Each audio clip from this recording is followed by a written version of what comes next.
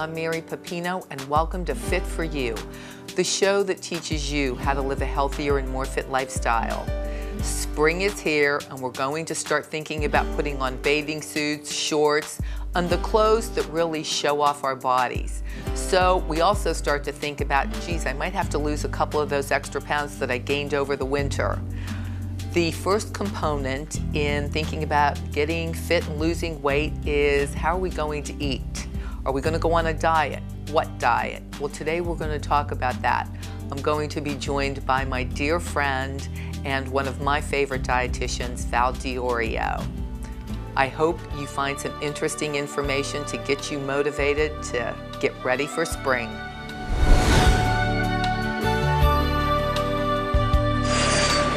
As I told you in my intro, I am so excited about today's show because I'm reuniting with a very dear friend and someone I truly love and respect, one of the best in the industry, our original dietitian from the Fit Nest, Val Diorio. Val, thank you so much for being with us. You're welcome, Mary. I'm thrilled to be here. So excited to be back together. Now, before we get started, we have to say hi to the girls. So, for the audience, when I first met Val back in 2005, yes. She was pregnant with her second one, and shortly after she had the baby, then we were starting the Fit Nest. Right. And then she's been on a little hiatus, yes. And you just had your fourth one in December. Yes. So we want to say hello to the girls. Yes. So tell me, the Gia, first was Gia. Sophia, Julia, and Natalia. Oh, they are so precious, and I want to make sure we say hello to them before we go on, because when they're watching the show, they're going to be really upset if Mommy doesn't say hi. Hi, girls. And I know they're fit and darling. Yes. Okay, so let's get started. It's springtime, and everybody is starting to think about bathing suits and shorts and tank tops and clothes that show a lot more of our body. It's a lot harder to hide it now. So, you know, you and I go so far back, and I think what I love so much about you is you really have such a solid foundation about, you know, how to eat and how to lose weight. So let's start talking about the right diet. You know, everybody thinks, should I do an Atkins diet? Should I do a low protein, low carb, low fat? Should I do, there are so many fads out there. Numerous fads out there. And the best advice that I can give, and I've given, you know, throughout my whole career, is moderation. Because anytime you cut a food group out, you're eliminating vital nutrients. For instance, that's why we have our food guide pyramid. And each food group provides us with essential nutrients. In other words, all of your nutrients are not going to come from starch or protein or fat. So that's why it's important to use a balance and moderation. Cutting out the carbohydrates, you're going to be missing fiber and B vitamins. And again, our carbs are our greatest fuel source for the body. So anytime you do that, once you resume those regular eating habits, that weight is going to come back. Well, and let's talk about carbs for a minute, because that no-carb diet is so popular. Right. And, you know, people talk about gluten-free. And let's explain to the audience what these are and what it does to the body. So first of all, when we talk about carbs, please explain to them the good ones versus the not so good. And starch is one component of the carb family. Exactly, right. Starch being one component, and it's a large one. There's simple carbohydrates and complex. And those would be, your simple would be anything white and refined, as far as breads, cereals, rice, pasta. Anything instant. Anything instant. Even, oatmeal, granola bars. So what you want to look for when we're talking about healthy carbohydrates are complex, whole grain. So when you're reading that food label, even if it's brown, that doesn't necessarily mean that it's whole grain. You want to see 100% whole grain on that label, because you may see enriched whole wheat flour, and that's not what you're looking for. So that's a component of the carbohydrate. Secondly, you have in the carbohydrate group fruits. So fruit, yes. Fresh fruit. You want to eat that fruit, eat that food, the fiber, versus a juice where you're drinking your calories. So you're going to get more available nutrients in the fruit versus a juice, as well as the fiber, and you're feeling fuller versus drinking. And then yogurt and milk also are carbohydrates that have naturally occurring sugar, the lactose. So a low-fat milk or a low-fat yogurt would be also considered a carb. Vegetables, my absolute favorite. Carbs. Exactly right, yes. Now there are, we call free vegetables and then starchy vegetables. So your starchy vegetables, corn and potatoes, sweet potatoes. Peas, yes. Now free veggies, but they do have a little carb in them, but not a significant amount that we would count. It would be, you know, carrots and celery, you know, lettuce, cabbage, peppers, cucumbers, radishes. All of those are great veggies, and they do have a small amount of carb, but they are considered free because they only have about 5 grams a serving.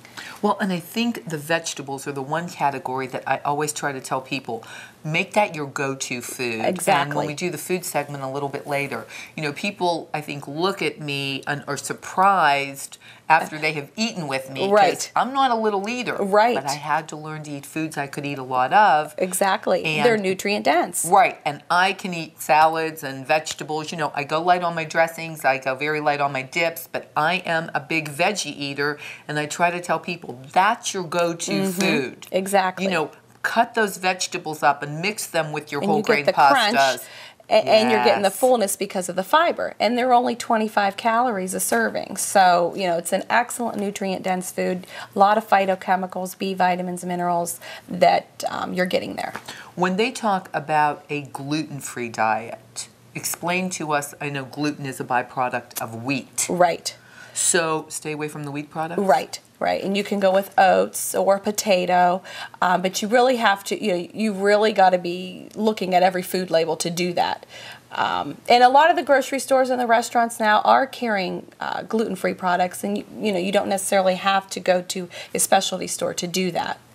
It's interesting to me how if people, you know, want to make it really easy, if you cut out white flour Right. and you cut out sugar, you basically are cutting out a majority of the bad foods right there. Right there, the process, exactly. So, and when you're looking at food labels and foods, sugar's less than 5 grams is what you want to key in on. So anything with 5 grams of sugar or more per serving, right, you want to just cut that out.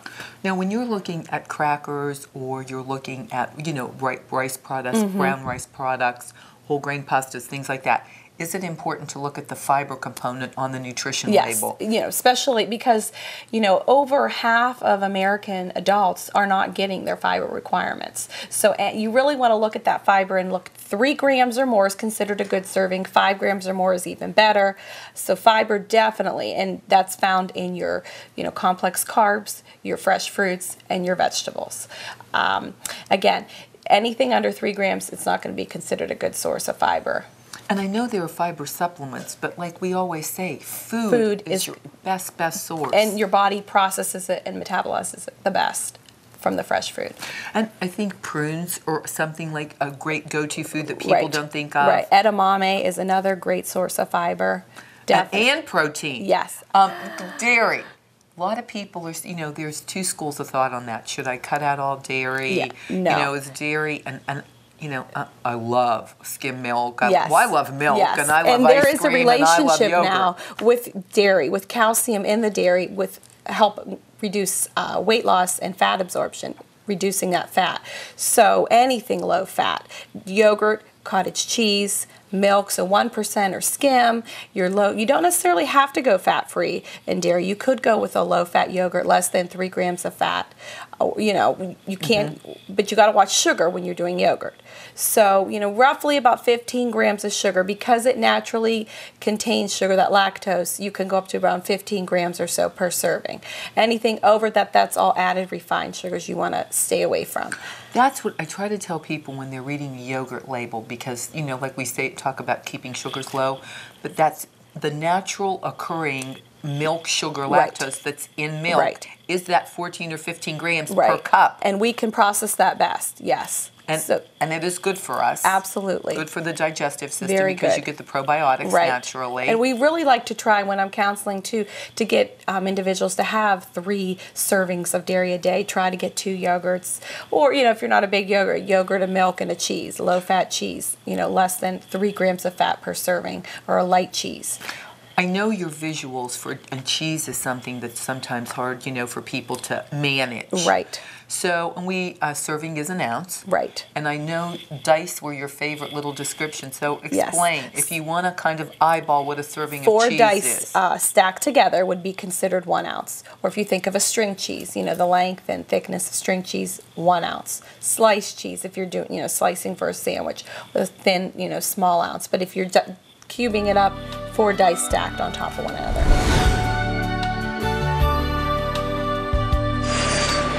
The most important thing to being able to maintain or stick to a good eating program, a healthier lifestyle, is creating the right environment. Right. So you have to be able to have the foods in the house there that you can go to, that are going to keep you and you can't be afraid to eat. No, you want to eat. You don't want to be starving. You should not be starving. You should be satisfied. Yes, and I'm going to tell you, you cannot keep the bad stuff in the house. There's enough bad stuff when you go out. Yes. You don't need it in the house. You don't need it in the house. And even parents will say, well, but we have a child who's playing football or who's very involved, and so I need Oreos and potato chips and... You can have those nutrient-dense calories right there, too. You don't need any of that refined processed food. They're going to perform better if you give them healthier foods. Right. And I don't have it here, but even now, lunch meats were kind of like a no-no. But now I know there are several out there that you can ask for the low sodium, the all-natural turkey breast, the all-natural chicken breast, and keep them sliced thin in the refrigerator. And they'll keep, and they're there, and they're easy to grab. And yes. My pantry, this is this little sample of my kitchen, so my little go-to foods. And Chris Fiebinger, who I'm so fortunate to have that cooks for me, came up with this little concoction that is great. She literally will take whatever we have left, or she'll buy a whole variety of different vegetables. Then we'll cut up beets, hearts of palm. We have kale in this one. We have broccoli. Then we'll take a can.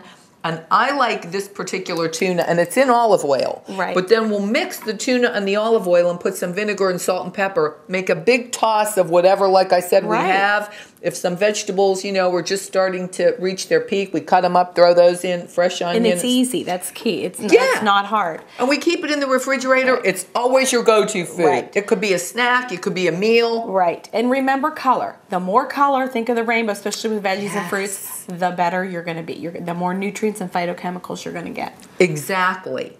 I always have fresh fruit out. It's always an apple a day, usually a pear. You should always have some fruit to grab out. Yes. Cut up pineapple, because pineapple is a natural digestive enzyme, correct? Yes, correct. And so I love it in the morning with my yogurt. If you're hungry and you don't have a lot of time, there are so many great choices of soups that are low fat, and low sugar. Sodium. Yeah, and low sodium. I mean, salmon. You can get the packaged salmon now and make a nice salmon. Even if you use like a yogurt and a low-fat mayo. Right. Cut up chopped onion, chopped celery, maybe a chopped hard-boiled egg, a little salt and pepper. Yes. Like I said, beets, hearts of palm, love, love, love them. I'll open a can sometimes and just eat them right out of the can. There'll be a snack. Yeah. Fresh vegetables. Turnips are becoming a little favorite of mine. They're kind of like the carrot. Always have hummus. Now you can buy it in the grocery store. Yes. Easy. I throw some hot sauce and mix it in mine. Delish. Great snack or great appetizer. Can be part of a meal. When you think about when you're in a hurry, if the vegetables are already cut up, keep them cut up and clean in the fridge. They're there. You grab them and go. Right. You heat a can of soup for dinner. You have your vegetables. You have your hummus. Like you said, you can throw in, a little tuna or something if you'd like. You have a complete meal and you haven't had to do anything. No. You haven't had to cook a meal. Now this is a gluten-free pretzel that is multi-grain, a multi-grain cracker, our nut butters. I love our nuts. Always have a dish of nuts out. Edamame, which some people might not know what they are, Val. Do you want to tell them? Yes, these edamame here, this is an excellent source of protein and fiber, and you can get this also in the frozen section, the organic usually frozen section, and you can get those, they're ready to eat. You just keep them in your freezer, and you can eat them. I have clients that eat them cold and just dress them with a little balsamic.